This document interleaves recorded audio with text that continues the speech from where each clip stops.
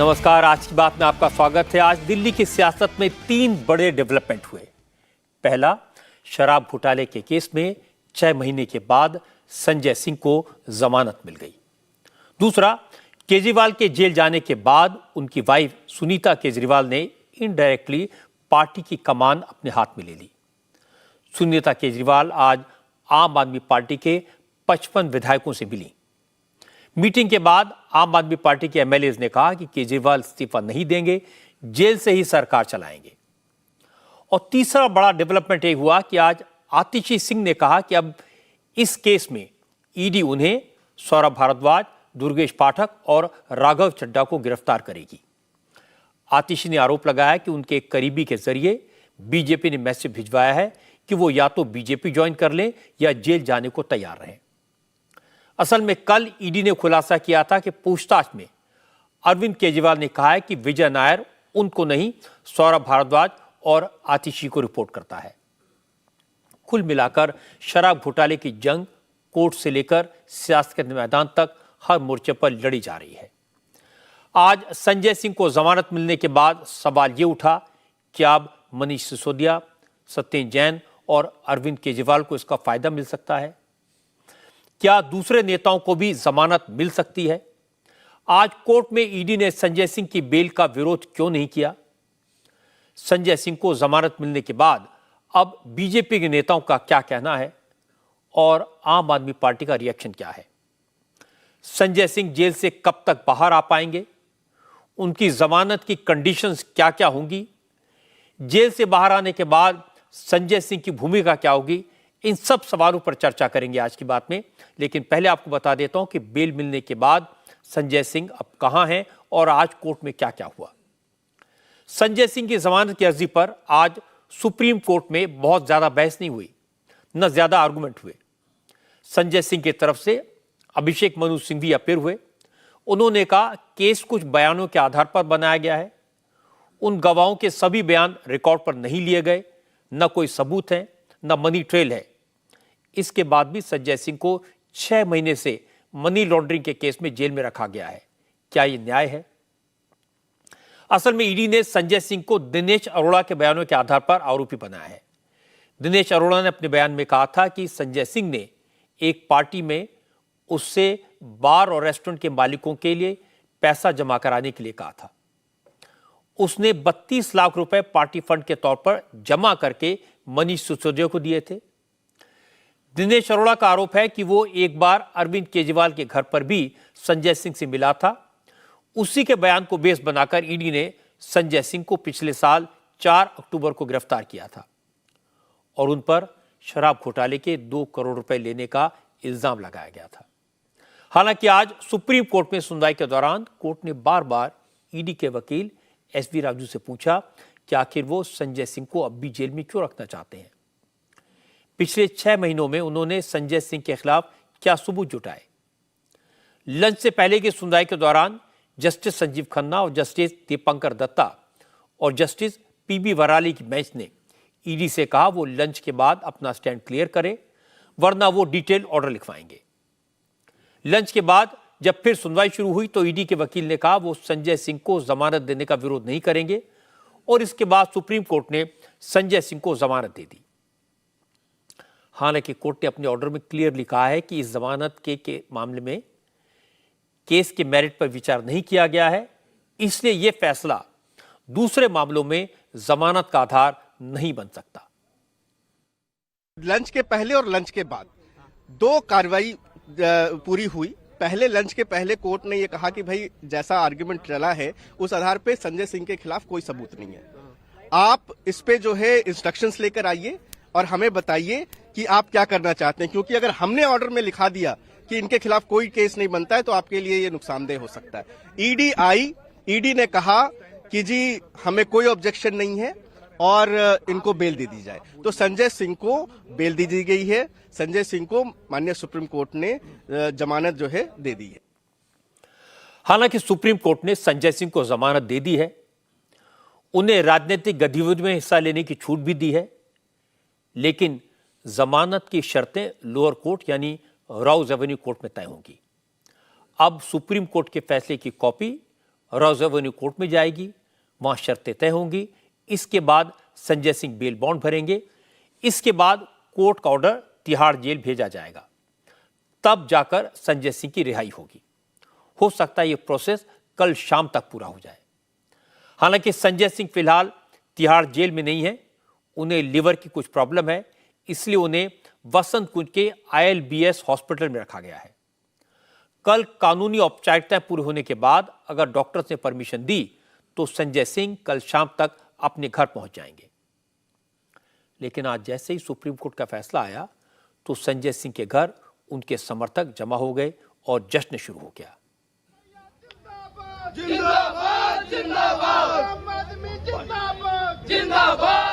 आम आदमी पार्टी के नेताओं के चेहरे खिल गए, लेकिन संजय सिंह की वाइफ अनीता सिंह ने कहा उन्हें इस बात की खुशी है कि संजय सिंह को जमानत मिल गई, लेकिन ये खुशी तब तक अधूरी है जब तक मनीष सिसोदिया, सत्येंद्र जैन और अरविंद केजरीवाल जेल में हैं।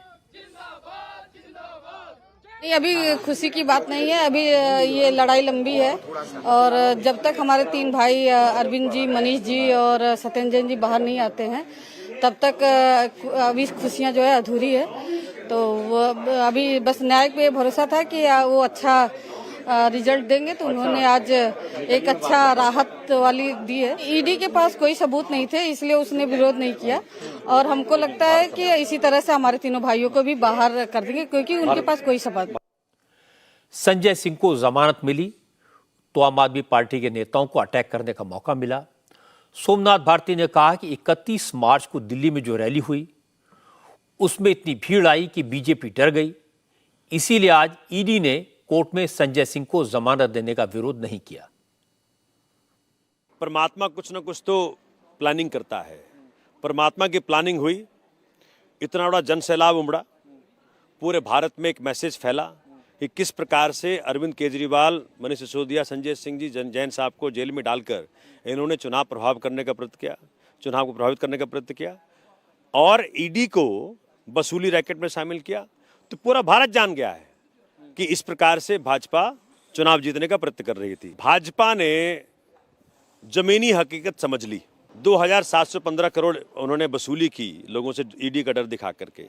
55 करोड़ रुपया शरदचंद्र रेड्डी से लिया। आज ईडी ने ये बात कोर्ट में मान ली कि हाँ, हमसे गलती हुई, संजय सिंह जी के खिलाफ कोई सबूत नहीं है हमारे पास और इसी कारण से इनको जेल में रखना हमारे लिए ठीक नहीं होगा। भाजपा को पता लग गया कि जी 31 मार्च की रैली में जो जन सैलाब उमड़ा, अरविंद केजरीवाल का जो जन समर्थन कई गुना बढ़ गया, दिल्ली 7-0 से भाजपा हार रही थी।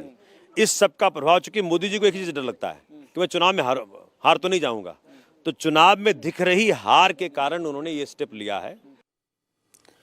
संजय सिंह को बेल मिलने को बीजेपी ने जुडिशरी की इंडिपेंडेंस का एग्जाम्पल बताया। केंद्रीय मंत्री हरदीप सिंह पुरी ने कहा, जो लोग कल तक न्यायपालिका पर भी उंगली उठा रहे थे, आज वही लोग सुप्रीम कोर्ट के ऑर्डर पर नाच रहे हैं। हरदीप पुरी ने कहा, ईडी को संजय सिंह से जो पूछताछ करनी थी कर चुकी, अब जरूरत नहीं थी, इसीलिए कोर्ट में ईडी ने संजय सिंह को बेल देने का विरोध नहीं किया।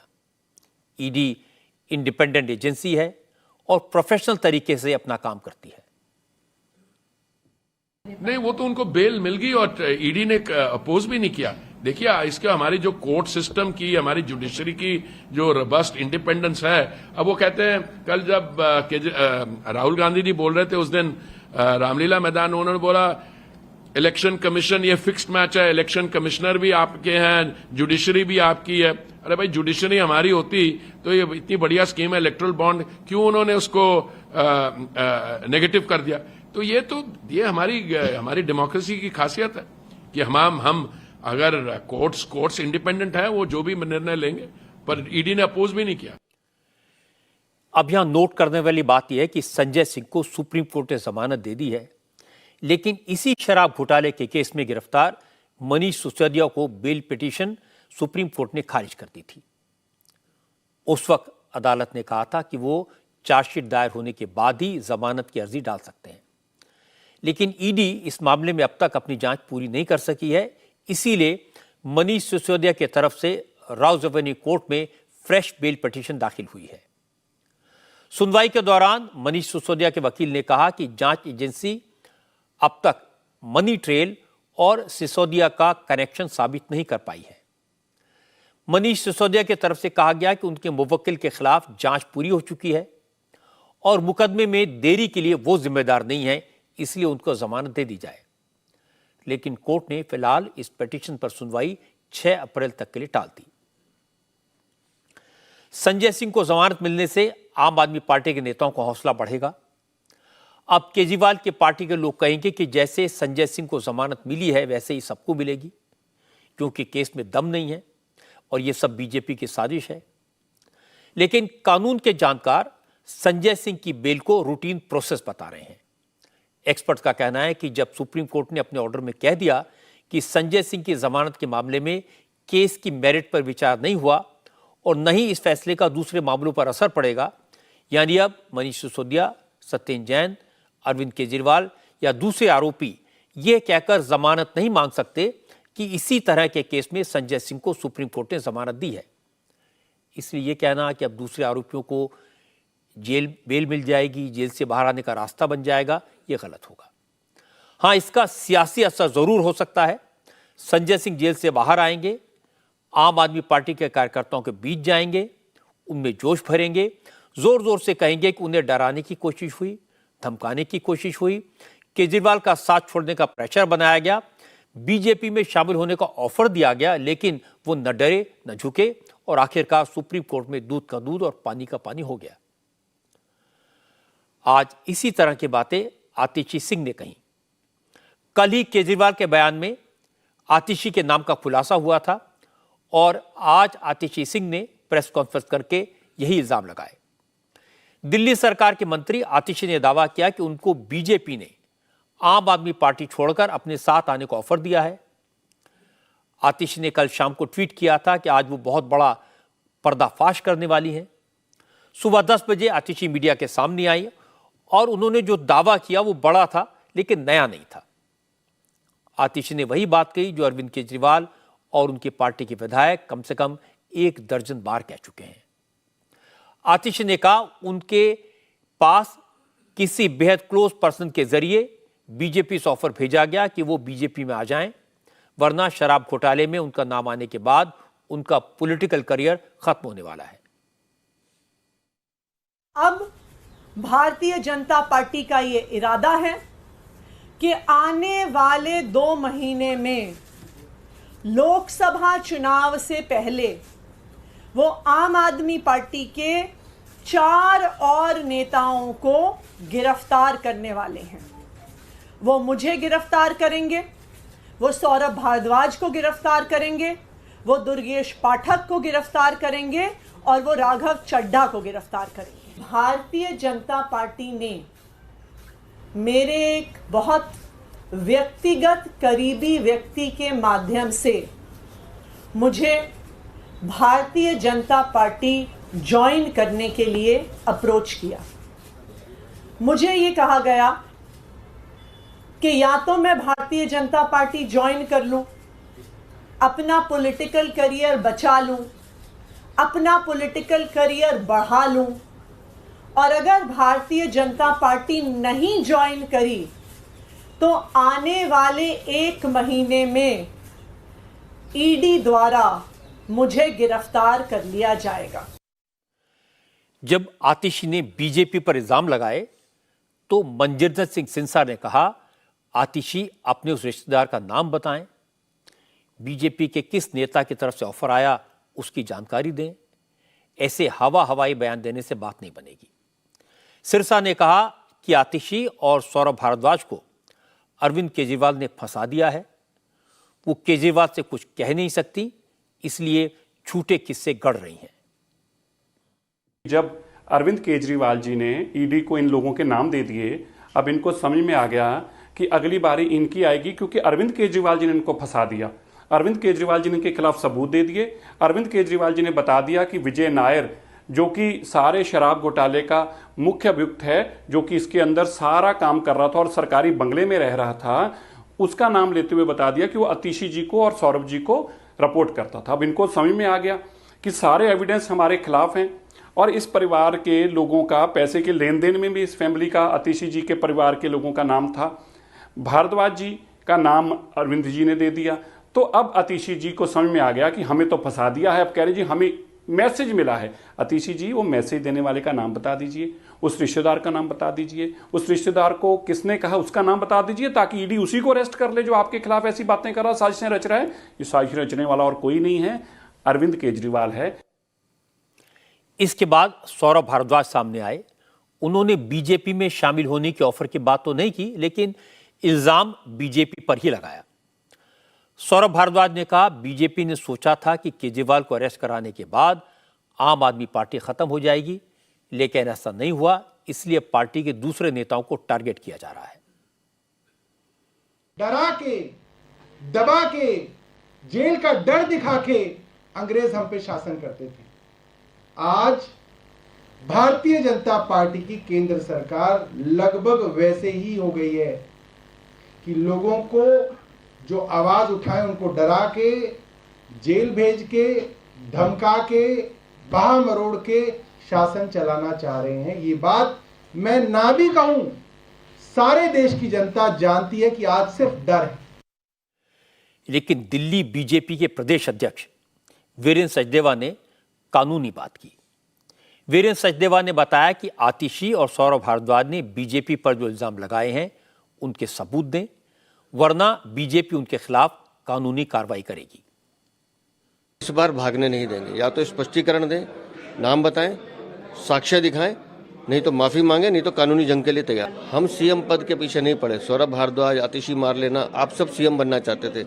अरविंद केजरीवाल कल खेल कर गए, आप दोनों का नाम बता गए कि ये दोनों, विजय नैयर इनको रिपोर्ट करता था, और आपने उससे बड़ा काम किया। आतिशी ने, उन्होंने कहा कि हम तो जाएंगे, उन्होंने दुर्गेश और राघव का भी नाम ले लिया।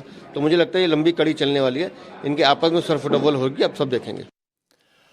असल में आम आदमी पार्टी के नेता कई बार कह चुके हैं कि उन्हें खरीदने की कोशिश हुई, उनसे बीजेपी ज्वाइन करने को कहा गया, धमकी दी गई। बार बार यही बात कहने से इसका असर अब खत्म हो गया है। अब ऐसी बातों पर कोई यकीन नहीं करता, क्योंकि आज तक ऐसे किसी इल्जाम का कोई पुख्ता सबूत सामने नहीं आया। किसी ने नहीं बताया कि आम आदमी पार्टी के किस नेता को किसने पैसे ऑफर किए, किसने डराया, किसने धमकाया।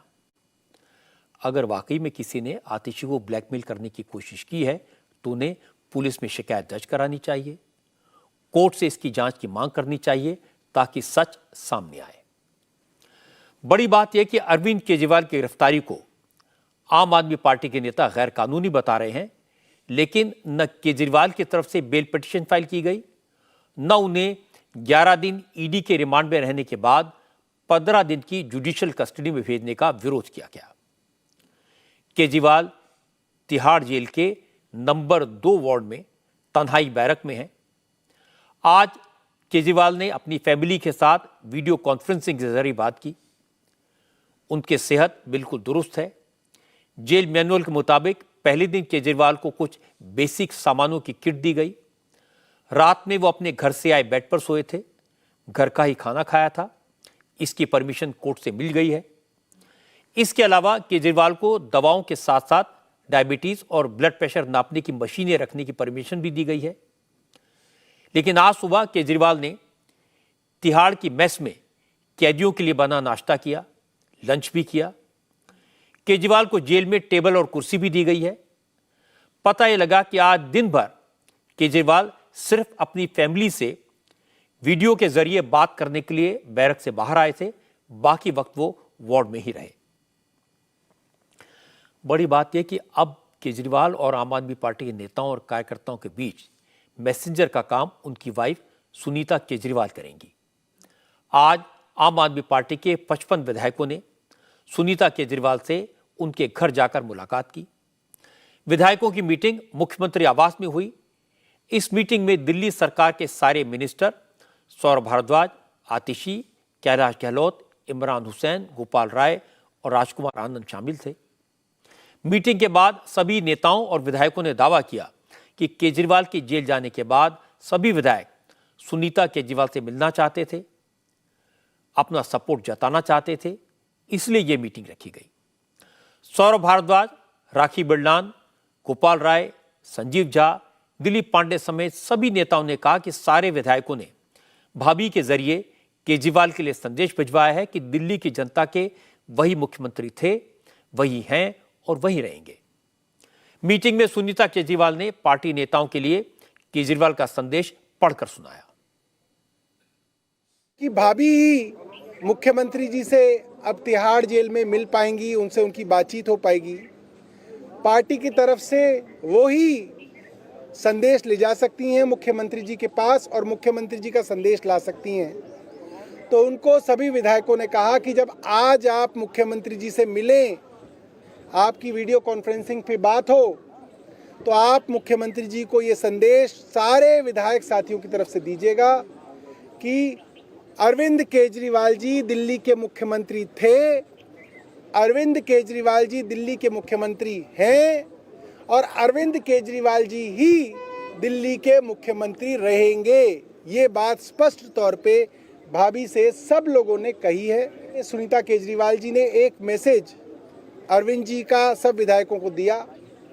उन्होंने कहा अरविंद जी को बहुत गर्व है इस बात पे कि उनके जाने के बाद भी उनके विधायक साथियों ने, पार्षद साथियों ने, संगठन के लोगों ने मिलके इतनी बड़ी रामलीला मैदान में रैली का आयोजन किया। भारतीय जनता पार्टी को लग रहा है कि उस मुख्यमंत्री की कुर्सी पे उनको बिठा दें हम।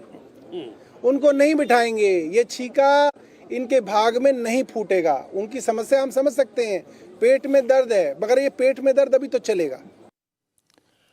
अब मैं आपको इसका दूसरा पक्ष सुनवाता हूं। बीजेपी ने सुनीता केजरीवाल और आम आदमी पार्टी के विधायकों की बैठक पर सवाल उठा दिए। मनोज तिवारी ने पूछा, आखिर सुनीता केजरीवाल ने किस हैसियत से आम आदमी पार्टी के विधायकों की मीटिंग ली? मनोज तिवारी ने कहा कि केजरीवाल का परिवार उनके सरकारी आवास को नहीं छोड़ना चाहता, इसीलिए सुनीता केजरीवाल को आगे करके सियासत की जा रही है। आज आम आदमी पार्टी के विधायकों के साथ मीडिया में खबरें आ रही है कि सुनीता केजरीवाल जी मिल रही हैं। What is your capacity? In which capacity you are sitting with Aam Aadmi party MLAs? क्या अधिकार है आपके पास सुनीता जी? हां, आप वो राजमहल नहीं छोड़ना चाहते हो। आपको बड़ा मोह हो गया है उस राजमहल से, उस शीश महल से, जो भी कहा जाता हो। तो अब पता चल गया कि जो अरविंद केजरीवाल कहने को तो भ्रष्टाचार के विरुद्ध होते थे, कहने को तो परिवारवाद के विरुद्ध होते थे, लेकिन वही अरविंद केजरीवाल आज भ्रष्टाचार में घुस करके उस दलदल में जेल चले गए और उनकी पत्नी को आगे करके ये परिवारवाद का एक बड़ा एग्जाम्पल सेट किया है दिल्ली में। एक तरफ सियासत की बातें हैं, दूसरी तरफ केजरीवाल ने अपनी गिरफ्तारी को हाईकोर्ट में चैलेंज किया है। इस मामले में ईडी ने आज हाईकोर्ट में अपना जवाब भी दाखिल कर दिया। ईडी के जवाब में क्या क्या कहा गया है, इसकी जानकारी हमारे संवाददाता अतुल भाटिया के पास है। अतुल, ईडी ने अपने जवाब में क्या क्या खुलासे किए, केजरीवाल की गिरफ्तारी का क्या बेसिस बताया?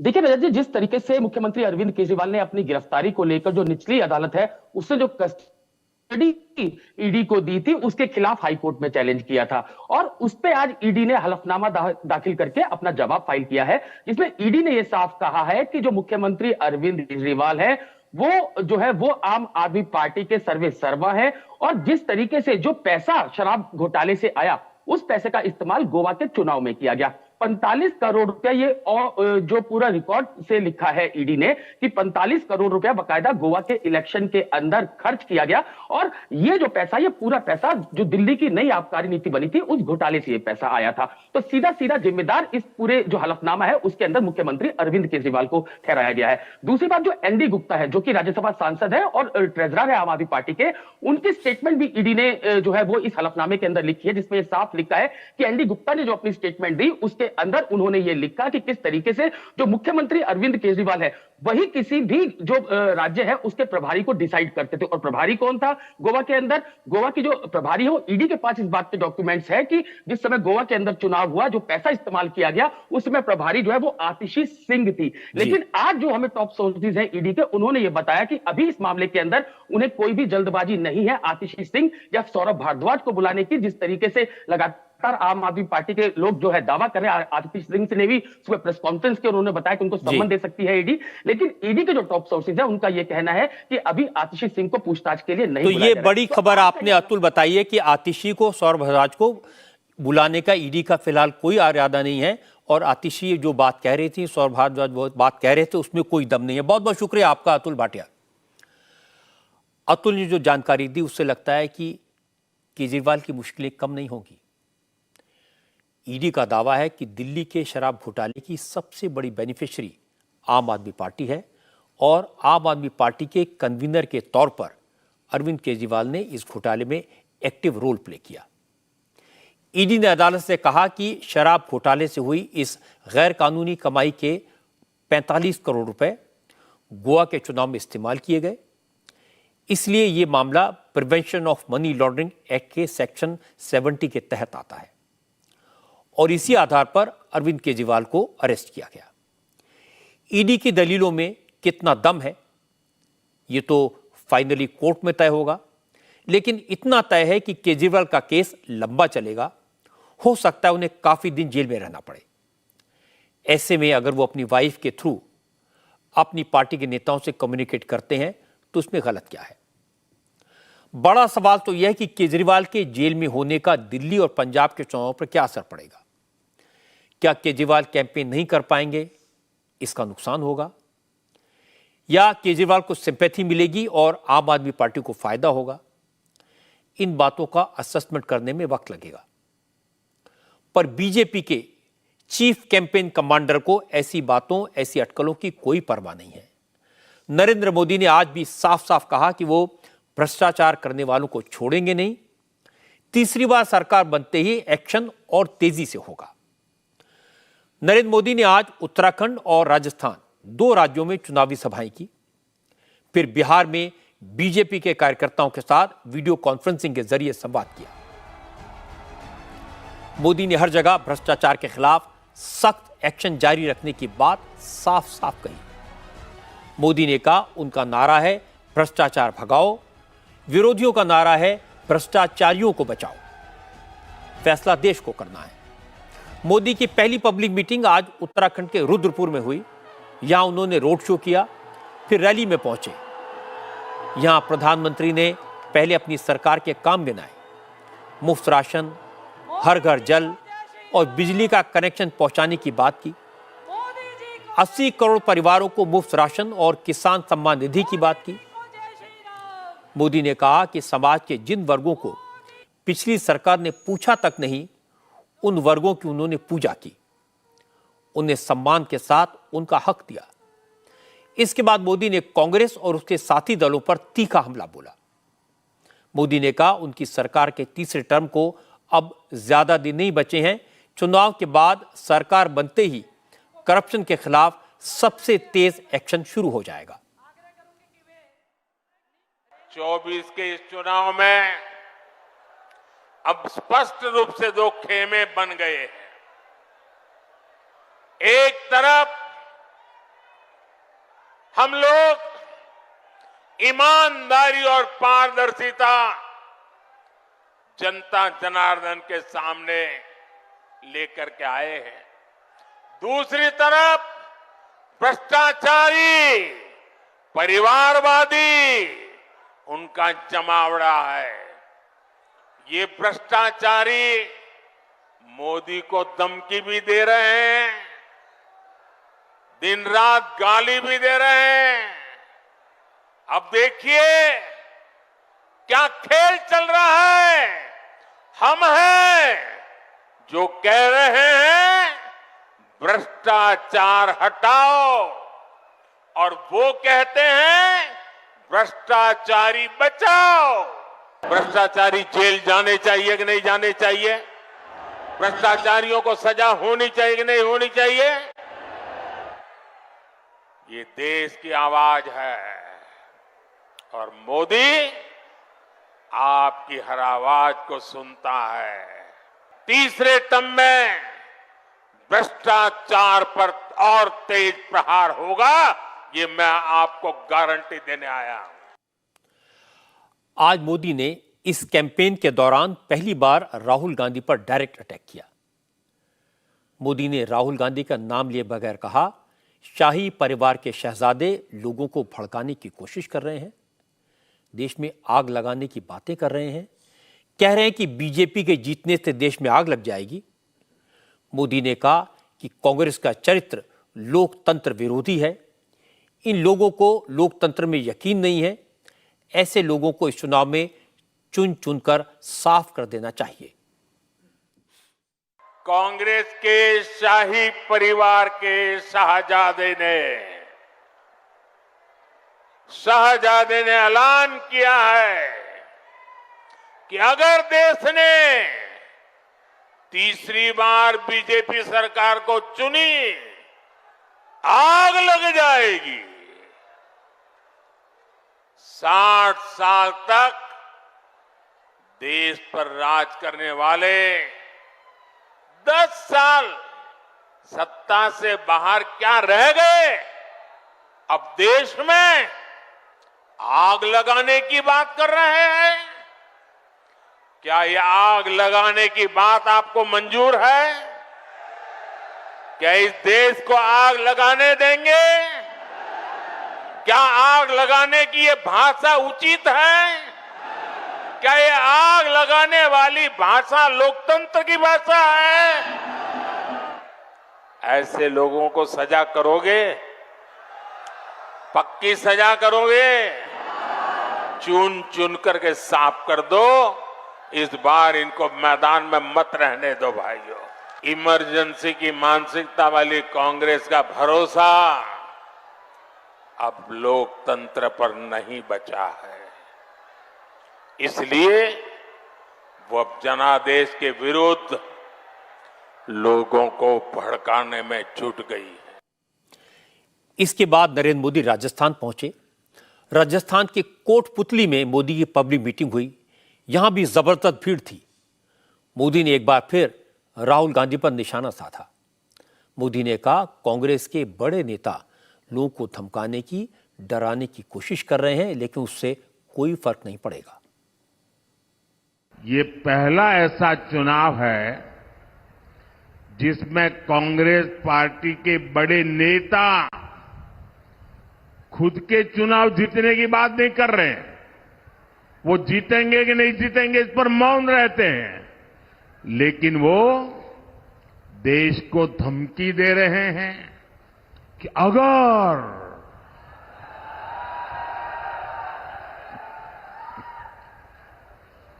बीजेपी जीती तो देश में आग लग जाएगी। भाइयों बहनों, मोदी 10 साल से बैठा है, तुम्हारी लगाई हुई आग को बुझा रहा है। इस बात में मुझे तो कोई शक नहीं है कि तीसरी बार प्रधानमंत्री बनने के बाद मोदी कई बड़े और कड़े फैसले लेंगे। वो लगातार ऐसी बातों के संकेत दे रहे हैं। थोड़े दिन पहले एक बिजनेस समिट में उन्होंने उद्योगपतियों से कहा था कि चुनाव की वजह से काम रुका हुआ है, लेकिन सरकार बनते ही एक बड़ा फैसला होगा जिस पर वो कई महीनों से काम कर रहे हैं। 15 लाख से ज्यादा लोगों की अलग अलग तरीके से सलाह ले चुके हैं। इसी तरह के संकेत नरेंद्र मोदी ने आरबीआई को एड्रेस करते हुए दिए। मोदी ने आरबीआई के लोगों से कहा कि जब तक चुनाव है तब तक आपके लिए थोड़ा आराम हो सकता है, तीसरी बार सरकार बनते ही आपके लिए धमाधम काम आने वाला है। और आज भी मोदी ने कहा, तीसरे टर्म की शुरुआत से ही भ्रष्टाचार पर प्रहार और ज्यादा तेज होगा। और अब बात बिहार की। लालू प्रसाद यादव की बेटी रोहिणी आचार्य ने आज सारण से अपना इलेक्शन कैंपेन शुरू कर दिया। सारण पहुंचकर रोहिणी ने रोड शो किया, लोगों से मुलाकात की आरजेडी कार्यकर्ताओं ने रोहिणी के स्वागत के लिए जबरदस्त इंतजाम किए थे। रोहिणी जहां से भी गुजरी उन पर फूलों की बरसात हुई। रोहिणी के स्वागत में आज एक और खास बात नजर आई। जिस तरह यूपी में योगी आदित्यनाथ के स्वागत के लिए बुलडोजर से फूल बरसाए जाते हैं, वैसे ही आज सारण में लालू की पार्टी के नेताओं ने रोहिणी आचार्य पर फूल बरसाने के लिए बुलडोजर्स और ट्रैक्टर्स का इंतजाम किया था।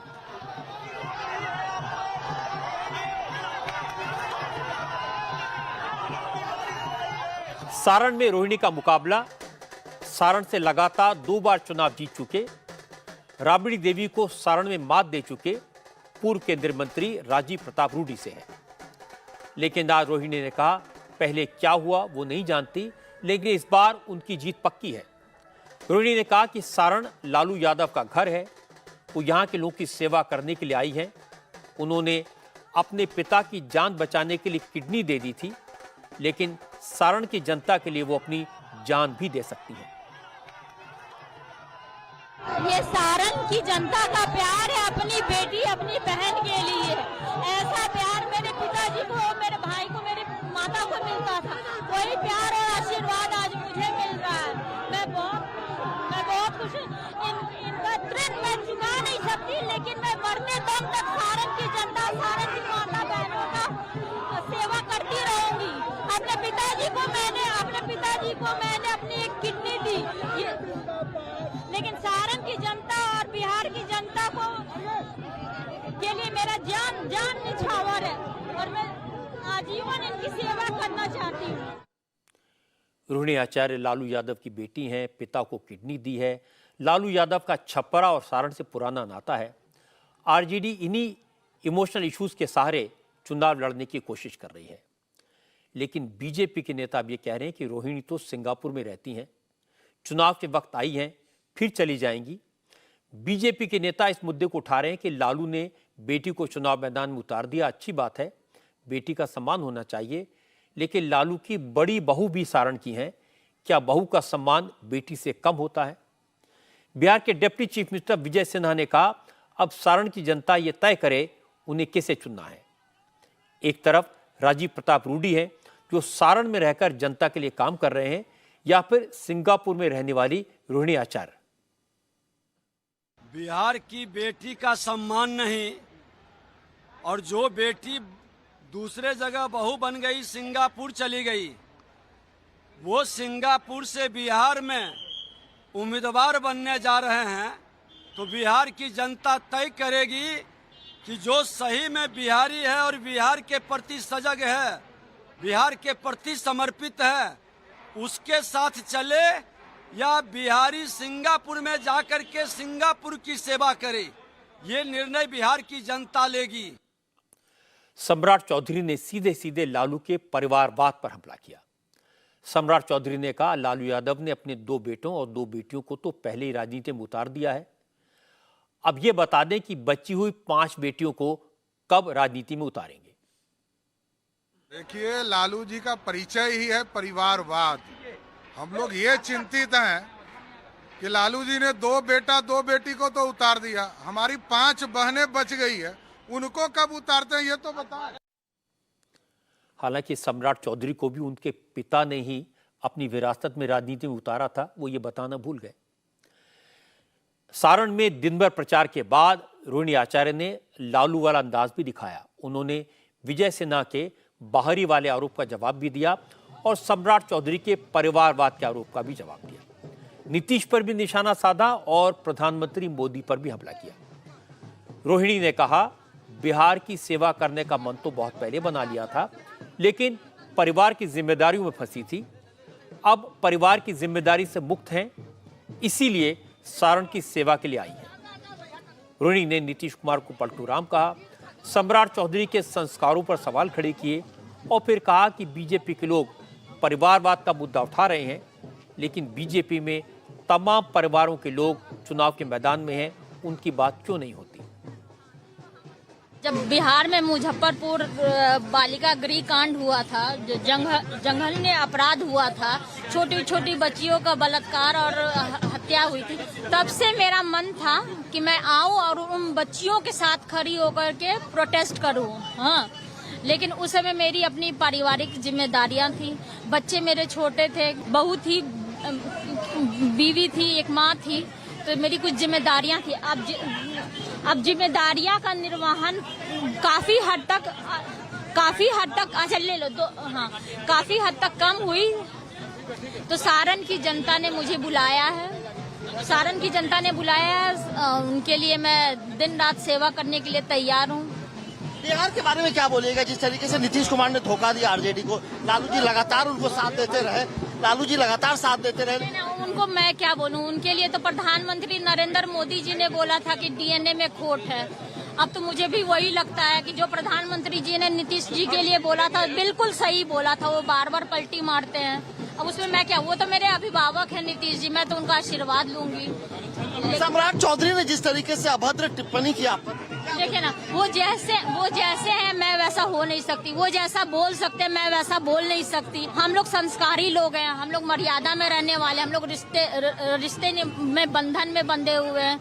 जैसी जिनकी मानसिकता होगी, जैसा जिनका परवरिश होगा, वैसा ही मत करो, हाँ वैसा ही वो लोग बोलेंगे। नरेंद्र मोदी जी को प्रणाम। हाँ, नरेंद्र मोदी जी, आप भारत के प्रधानमंत्री है, जरा आंख का चश्मा हटा के अपने आस-पास ऊपर नीचे सब जगह देख लीजिए, आप किन के बीच में घिरे हुए हैं। तो परिवारवाद का तो आप बात मत बोलिए, नहीं तो इतना लंबा लिस्ट है भाजपा का परिवारवाद और एनडीए का परिवारवाद, उसका तो मतलब कि अंत ही नहीं है। लेकिन रोहिणी आचार्य के खिलाफ बीजेपी के उम्मीदवार राजीव प्रताप रूडी ने अपनी प्रतिद्वंदी के बारे में कोई कड़वी बात नहीं कही। रूडी ने कहा कि रोहिणी बेटी हैं, उनका स्वागत है। रूडी ने कहा उनकी रोहिणी से कोई लड़ाई नहीं है, वो तो लालू की विचारधारा से लड़ रहे हैं। मेरे कोई नया अनुभव नहीं, और लालू जी जब मुख्यमंत्री थे तो उनके खिलाफ हम यहाँ चुनाव लड़के जीत चुके हैं, लालू जी के खिलाफ हम चुनाव लड़ चुके हैं, और उसके बाद भी राबड़ी जी के खिलाफ हम चुनाव लड़के जीत चुके हैं, उनके समधी के खिलाफ जीत चुके हैं। तो कोई मेरे लिए बहुत बड़ा अनुभव नहीं है कि उनके परिवार से मैं पिछले 30 साल से चुनावी जंग में हमेशा रहा हूँ। लेकिन एक विषय ज़रूर है कि मुझे लगता है कि थोड़ा राजनीतिक रूप से अफसोस भी होता है, चाहे कोई भी राजनीतिक दल हो, कि क्या इतनी बड़ी राजनीतिक पार्टी में अपने परिवार के बाहर छपड़ा में लड़ने वाला कोई कैंडिडेट नहीं है क्या? वो बेटी है, उस पर मैं कोई टिप्पणी नहीं करूँगा। और वो कोई वो लालू जी के प्रतिनिधि के रूप में वहाँ आना चाहती हैं, और मुझे लगता है कि मेरी लड़ाई लालू जी, उनके सिद्धांत, उनके वर्किंग, उनके पिछला कार्यकाल, उसके खिलाफ है। तो मेरे लिए कैंडिडेट कौन होता है वो प्रासंगिक नहीं है। हाँ, लालू यादव जी, उनका कार्यकाल, उनकी पृष्ठभूमि और जिस प्रकार से वो राज्य के बारे में सोचते रहे हैं, जो उनका राजनीतिक इतिहास है, वो मेरे लिए एक सैद्धांतिक संघर्ष का विषय है। जीत जनता कराती है, और पिछला इतिहास है जिसमें मैं जीत चुका हूँ, और ये ईश्वर के ऊपर निर्भर करता है, लोग के ऊपर, जनता के ऊपर। इसलिए मैं इस पर कोई रुआब नहीं दिखाना चाहूँगा कि मैं बहुत आश्वस्त हूँ। मैं भारतीय जनता पार्टी एनडीए का प्रत्याशी हूँ। देश के प्रधानमंत्री ने मुझे फिर से एक बार मौका दिया है, और एक बात सब लोग कहते हैं कि अगर दिल्ली में मोदी की गारंटी है तो छपड़ा में रूडी की गारंटी है। चाहे किसी को अच्छा लगे या बुरा, रोहिणी का अपने पिता के लिए किडनी डोनेट करना, सिंगापुर में लालू यादव का इलाज करवाना, अपने माता पिता को भगवान का रूप कहना, ये सब ऐसी बातें हैं जो लोगों को अच्छी लगती हैं। इसके लिए लोग रोहिणी की तारीफ करते हैं, और चुनाव में ऐसी बातों का थोड़ा बहुत फायदा जरूर होता है। और लालू भी अपनी बेटी के लिए पूरी जान लगा देंगे, ये दिखाई दे रहा है। दूसरी तरफ राजीव प्रताप रूडी भी कोई कमजोर उम्मीदवार नहीं है। वो लोगों को बार बार यही कहेंगे कि वो तो सारण के हैं, वो लालू यादव को हरा चुके हैं, वो राबड़ी देवी को हरा चुके हैं। और अच्छी बात यह कि उन्होंने रोहिणी के बारे में, अपनी प्रतिद्वंदी के बारे में कोई कड़वी बात नहीं कही। लेकिन इन सब से ऊपर और बड़ी बात यह कि इस बार चुनाव में कैंडिडेट कौन है इसका फर्क नहीं पड़ता, क्योंकि मुकाबला मोदी से है। हर कॉन्स्टिट्यूंसी में लोग मोदी के काम पर, मोदी के नाम पर वोट देंगे, जिसका फायदा बीजेपी के हर उम्मीदवार को होगा। बिहार में आज कांग्रेस के नेता भी थोड़े जोश में दिखाई दिए, क्योंकि आज बीजेपी के मौजूदा सांसद अजय निषाद ने बीजेपी छोड़कर कांग्रेस ज्वाइन कर ली। बिहार में कांग्रेस ने आज 3 सीटों पर अपने उम्मीदवारों का ऐलान भी किया। किशनगंज सीट से सिटिंग एमपी मोहम्मद जावेद को फिर से उम्मीदवार बनाया गया है। 2019 के लोकसभा चुनाव में मोदी लहर में भी बिहार से विपक्ष की तरफ से चुनाव जीतने वाले मोहम्मद जावेद अकेले उम्मीदवार थे। कटिहार से कांग्रेस के सीनियर नेता तारिक अनवर को टिकट दिया गया है, जबकि भागलपुर सीट से मौजूदा विधायक अजीत शर्मा को कांग्रेस ने उम्मीदवार बनाया है। बिहार में कांग्रेस 9 सीटों पर चुनाव लड़ेगी। अभी 6 सीटों पर उम्मीदवारों का ऐलान होना बाकी है, लेकिन इनमें से मुजफ्फरपुर सीट से अजय निषाद का चुनाव लड़ना लगभग तय है। ये वो उम्मीदवार हैं जिनका टिकट बीजेपी ने काट दिया था। आज उन्होंने पाला बदल लिया, कांग्रेस ज्वाइन कर ली। अजय निषाद 2014 और 2019 का लोकसभा चुनाव बीजेपी के टिकट पर जीते थे। अब पूरी संभावना है कि अजय निषाद इस बार कांग्रेस के उम्मीदवार होंगे। आज दिल्ली में अजय निषाद को अखिलेश प्रताप सिंह, पवन खेड़ा और बिहार के इंचार्ज मोहन प्रकाश की मौजूदगी में कांग्रेस की मेंबरशिप दी गई। अजय निषाद मुजफ्फरपुर से 4 बार सांसद रहे कैप्टन जय नारायण निषाद के बेटे हैं। बिहार कांग्रेस के अध्यक्ष अखिलेश प्रताप सिंह ने कहा, अजय निषाद के आने से बिहार में कांग्रेस मजबूत होगी, अति पिछड़ा वर्ग के लोग पार्टी के साथ जुड़ेंगे।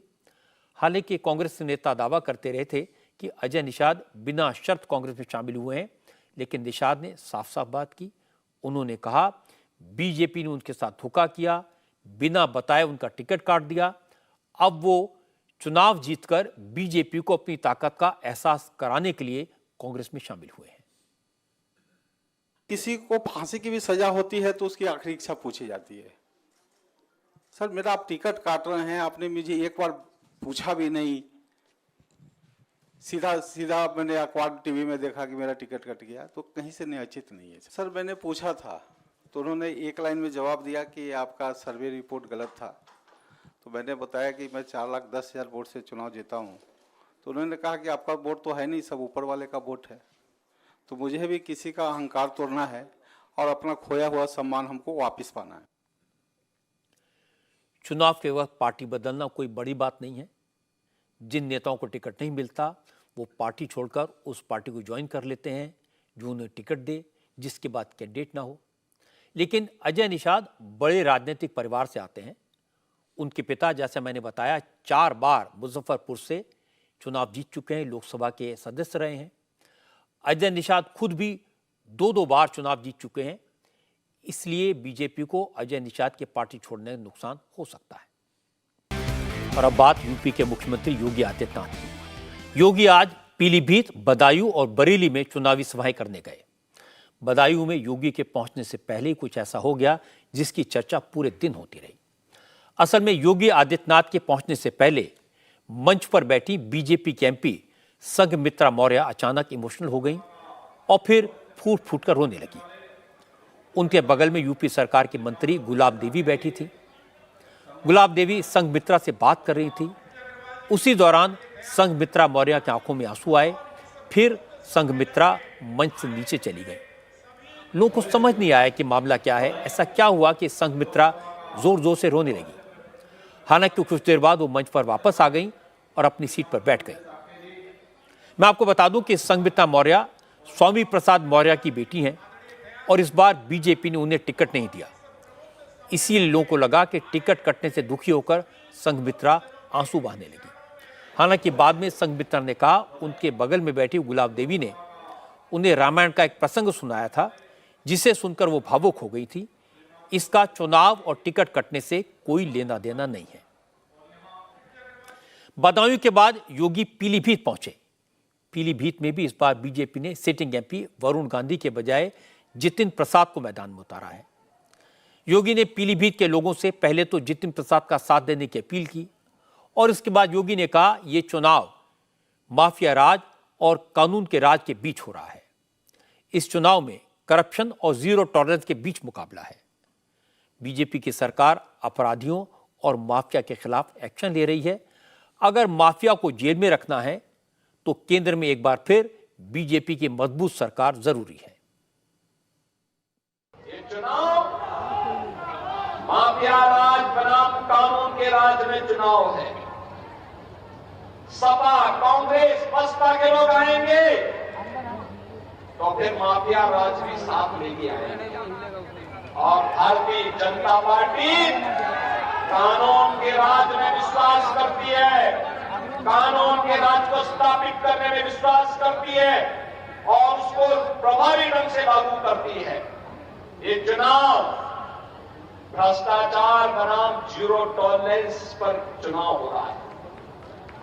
भ्रष्टाचारी गरीब का में ऐसे हड़पते रहेंगे, गरीब का हिस्सा ऐसे हड़पते रहेंगे कि और भ्रष्टाचारियों के स्थान जेल में होनी चाहिए।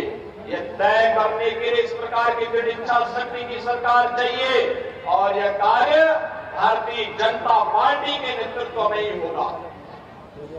ये चुनाव तुष्टीकरण बनाम सबका साथ और सबके विकास का चुनाव होगा।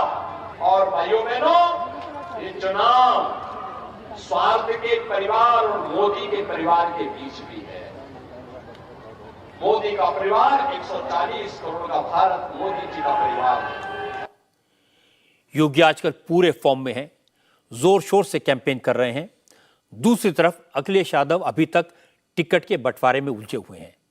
उन्हें बार बार उम्मीदवार बदलने पड़ रहे हैं। अखिलेश यादव अब तक 6 सीटों पर कैंडिडेट बदल चुके हैं। मुरादाबाद के बाद आज मेरठ में भी उम्मीदवार बदल गया। मेरठ से अखिलेश यादव ने भानु प्रताप सिंह का टिकट दिया था, वो काट कर अतुल प्रधान को उम्मीदवार बनाया। पता चला कि अखिलेश यादव अब बागपत का उम्मीदवार भी बदलने जा रहे हैं। समाजवादी पार्टी ने अभी बागपत से मनोज चौधरी को टिकट दिया है, लेकिन अब उनकी जगह अमरपाल शर्मा को उम्मीदवार बनाया जा सकता है। इससे पहले समाजवादी पार्टी ने गौतम बुद्ध नगर और बदायूं में भी कैंडिडेट बदले हैं। इसे लेकर जब अखिलेश से सवाल पूछे गए तो उन्होंने कहा, चुनाव में तो ऐसा होता रहता है, बीजेपी वालों से जाकर पूछो उन्होंने कितने उम्मीदवार बदले। एक दो तो बदले जाते हैं और भारतीय जनता पार्टी अनाउंस नहीं कर पा रही। उनके जो प्रत्याशी हैं वो जनता दौड़ाई जा रही है, कुछ अपने वापस कर रहे हैं। सोचो गुजरात में जिन्हें टिकट दी गई टिकट वापस कर दी, मणिपुर में प्रत्याशी नहीं मिल रहे ढूंढे, नॉर्थ ईस्ट में प्रत्याशी नहीं मिल रहे ढूंढे, लद्दाख जा नहीं सकती बीजेपी। सोचिए, जो दुनिया की सबसे बड़ी पार्टी अपने आप को कहते हैं, वो दक्षिण भारत में कहाँ प्रत्याशी इनके पास, नॉर्थ ईस्ट में कहाँ है प्रत्याशी इनके पास, लद्दाख में और इस इलाके में पूरा इनके खिलाफ खड़े लोग हैं। समाजवादी पार्टी ने अब तक कन्नौज से उम्मीदवार के नाम का ऐलान नहीं किया है, लेकिन आज पत्रकारों ने पूछा तो अखिलेश ने इशारों में कह दिया कि कन्नौज से वो खुद भी चुनाव लड़ सकते हैं।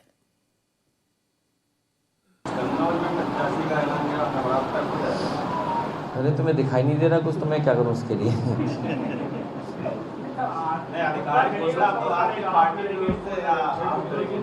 इस बार रिकॉर्ड मतों से कन्नौज में जीत होने जा रही है। देखो क्या बताऊं, कितनों की आई साइट चेक करूं। क्यों सस्पेंस रखा है भाई, हर काम अच्छे दिनों में होना चाहिए। अखिलेश यादव की दो बातें नोट करने वाली हैं। एक तो वो जवाब देने में तेज हैं, ऐसी बातें कहते हैं जो सुनने वालों को अच्छी लगती हैं, मज़ा आता है, और जब कैंपेन करते हैं तो इसका फ़ायदा होता है। दूसरी बात यह कि अखिलेश में गजब का कॉन्फिडेंस है। वो यूपी में पिछले 4 इलेक्शन हार चुके हैं, लेकिन अब भी जीत का दावा बड़े विश्वास के साथ करते हैं। लेकिन इस बार लगता है उन्होंने अपने उम्मीदवार चुनने में ज़्यादा मेहनत नहीं की। कम से कम 6 सीटें ऐसी हैं जहां उन्हें उम्मीदवार बदलने पड़े, और चर्चा है कि अब 1-2 और सीटों पर उम्मीदवार बदलेंगे। असल में जब एक जगह भी उम्मीदवार बदलता है तो बाकी जगहों पर लोग इसकी उम्मीद करने लगते हैं, बगावत करते हैं, और ऐसी बातों का किसी भी पार्टी को नुकसान होता है।